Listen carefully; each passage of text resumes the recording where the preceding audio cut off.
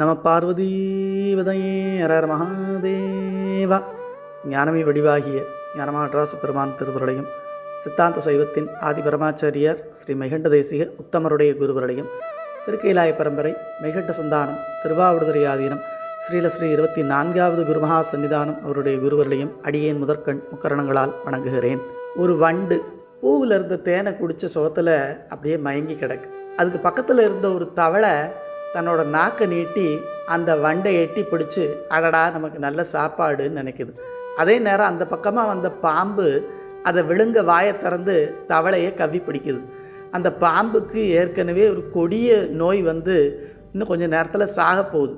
இப்போ அந்த பாம்பு தவளை வண்டுன்னு மூணும் இன்னும் கொஞ்சம் நேரத்தில் நாம் சாக போகிறோங்கிறது கூட தெரியாமல் தனக்கு கிடைச்ச உணவின் ருசியில் மயங்கி கிடக்கு. கேட்கவே பரிதாபமாக இருக்குது தானே. அதோட அட முட்டா பயலுகளா, இப்படி நிலைமை தெரியாமல் ஏதோ பெரிய இன்பம் கிடச்சிட்டு தான் சந்தோஷப்படுறீங்களேன்னு கேட்குறீங்க தானே. அதே கேள்வியைத்தான் திருஞான சம்பந்த பெருமானும் செடிகொள் நோய் யாக்கையை பாம்பின் வாய் தேரை வாய் சிறுபறவை கடிகொள் பூன் தேன் சுவைந்து இன்புறலாம் என்று கருதினாயேன்னு நம்ம பார்த்து கேட்குறாங்க. யானை மேலேயும் பல்லக்கு மேலேயும் போகும் அளவுக்கு பெரிய பதவியில் இருந்தவங்க கூட, ஏன் தங்கத்தட்டில் சாப்பிட்டவங்க கூட அதெல்லாம் போய் ஒரு காலத்தில் சாப்பாட்டுக்கே வழி இல்லாமல் போயிட்டாங்க. இவ்வளவு ஏன் ஏழையோ பணக்காரனோ இந்த உலகத்தில் யார் தான் நிரந்தரமாக இருந்தாங்க, இனியும் இருக்க போகிறாங்க? நம்ம அப்பா அம்மா எங்கே போனாங்க, நம்ம சொந்தக்காரங்கெல்லாம் என்ன ஆனாங்க?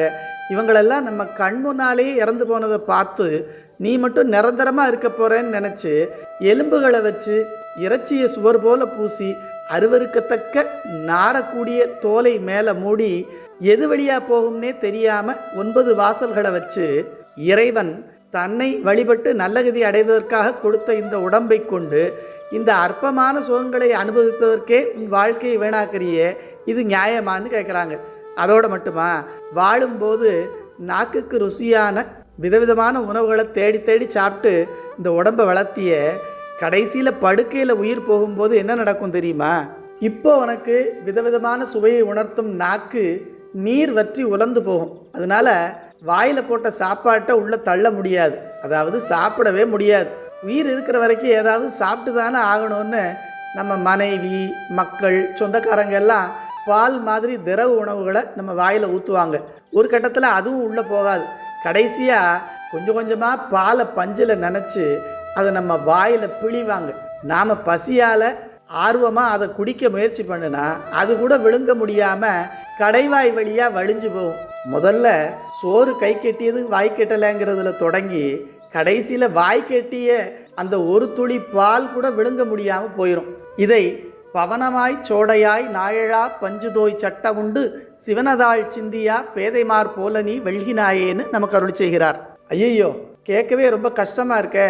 ஒவ்வொரு பிறவியிலையும் நான் இப்படி தான் கஷ்டப்படணுமான்னு பயந்து போய் இதிலிருந்து நான் தப்பிக்க வழியே இல்லையான்னு கேட்குறவங்களுக்கு சம்பந்த பெருமானே ஒரு பதில் சொல்லார். அப்பா, நீ வாழும் காலத்தில் நல்ல குணங்களை வளர்த்துக்கோ.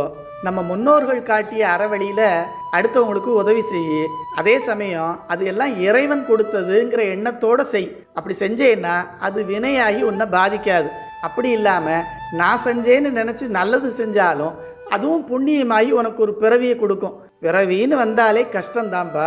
அதனால் என்னுடைய பணம் வீடு மனைவி மக்கள்னு அது மேலெல்லாம் பற்று வைக்காமல் இதெல்லாம் நிரந்தரமும் இல்லை, இது என்னுடையதும் இல்லை, இதெல்லாம் சாமி கொடுத்ததுன்னு அதிலிருந்து நீங்கி இரு, நல்லதே செய். திருவாரூரில் இருக்கக்கூடிய புற்றிடங்கொண்டாரும் தியாகராச பெருமானுமே கதின்னு முழு சரணாகதி பண்ணு, பயப்படாத.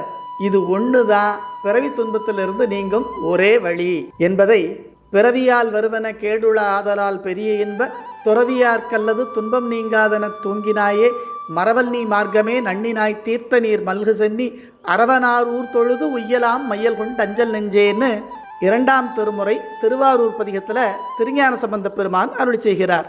இதில் துறவியார்க்கல்லது துன்பம் நீங்காதனன்னு சிறப்பாக துறவு நிலையை குறித்து சொன்னாலும் அது எல்லாருக்கும் சாத்தியமில்லை. அதனால் பொதுவாக துறவு என்பதை பற்று நீக்கம்னு எடுத்துக்கிட்டு இந்த உலகத்தில் வாழும் காலத்திலேயே எல்லாத்துலேயும் அதிகப்படியான பற்றை வைக்காமல் திருவாரூர் தியாகராச பெருமான் மேலே பற்று வச்சா இந்த உலக பற்றுக்கெல்லாம் தன்னாலே நம்ம விட்டு நீங்கி போகும். அதிலும் குறிப்பாக இப்போ இந்த பங்குனி மாதத்தில் திருவாரூரில் உற்சவம் நடந்துக்கிட்டு இருக்கு. இதில் போய் நாமளும் கலந்துக்கிட்டு புற்றிடங்கொண்டீசரையும் தியாகராச பெருமானையும் வழிபட்டு, அதிலும் குறிப்பாக நம்முடைய அறியாமையை நீக்கி நமக்கெல்லாம் நல்ல கதி கொடுப்பதற்காக தியாகராச பெருமானே ஆழித்தேரில் எழுந்தொருளி நமக்காக வரப்போகிறாரு. அந்த நேரத்தில் நாமெல்லாம் அங்கே போய் ஆரூரா தியாகேசான்னு சொல்லி மனமுருகி வழிபட்டு, நீ மட்டும்தான்ப்பா வேணும், எனக்கு வேறு எதுவும் வேண்டான்னு வேண்டிக்கிட்டீங்கன்னா அவர் உங்களுக்கு இந்த உலகத்தின் இன்பங்கள் எல்லாத்தையும் கொடுத்து நிறைவாக முக்தி இன்பத்தையும் கொடுப்பார். இது ஞானசம்பந்த பெருமானுடைய வாக்கு. அதனால் நாமும் இந்த பங்குனி திருவிழாவில் கலந்துக்கிட்டு ஆரூரா தியாகேசான்னு சொல்லி நல்ல கதி அடைவோம். அதற்கு திருவருளும் குருவருளும் நமக்கு துணை செய்யும். சிவா திருச்சிற்றம்பலம். நம பார்வதீவதையே. ஹர ஹர மகாதேவா.